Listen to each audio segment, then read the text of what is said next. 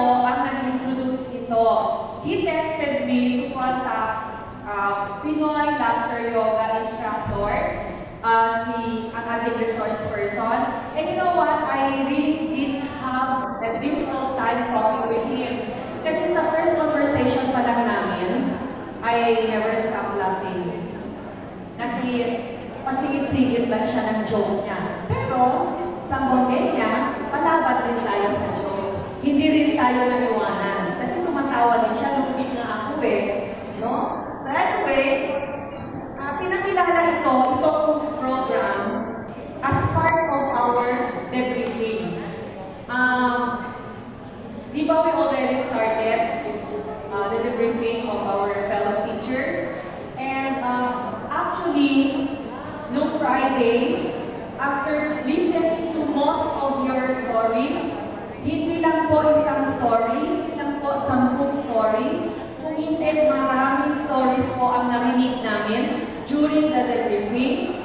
And last Friday, akala ng mga kasama ko sa bahay, we had a great fight with my husband.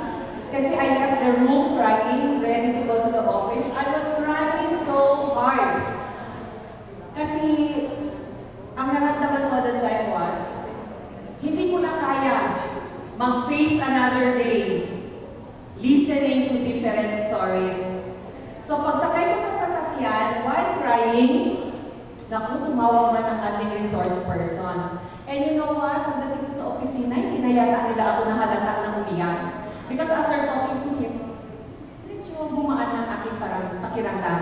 And I would like to say thank you to our school's division superintendent. Kasi when I presented this last Friday lang, about Pinoy Laughter Yoga, I didn't have a difficult time para mag-present sa kanya.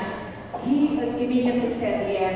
So we already moved for his transportation and accommodation. And it was also during lunchtime when I heard and learned about his professional fee. But I will not tell it now. That's already a secret. But it's a amount that I least expected. Kasi medyo mababa lang ang sinabi ko kay Mr. Natividad. Yun pala, nasa taas ka ng kanyang rate.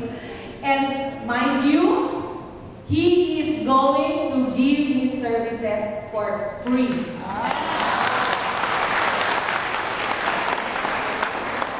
Pag isusuma total natin itong 6 sessions na ito, we will be running to, I don't know how much, hindi natin kaya. Nalulula ako doon, Pao. So, he's giving it for free because he wants to serve us, people of Zamboanga, who are hurt at this very moment. So, we had our session yesterday afternoon. I enjoyed it so much. Siguro dahil mababaw lang ang aking kaligayahan. No, pero I really enjoyed it so much. This morning, akala ko pagod na ako sa kahapon. I still enjoyed participating. And I do not know if I still have the energy to participate this afternoon. But I would like to say welcome to our resource person, Mr. Paulo Martin Trinidad.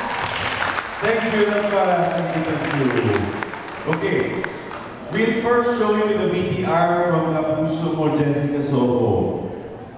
Sir, ano lang po okay yan po Okay. Para makita niyo po ano yung nangyayari.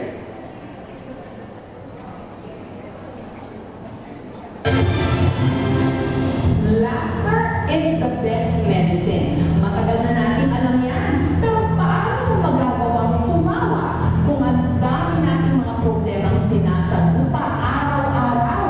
Pwede sa pamamagitan ng laughter yoga. Ready? Get set?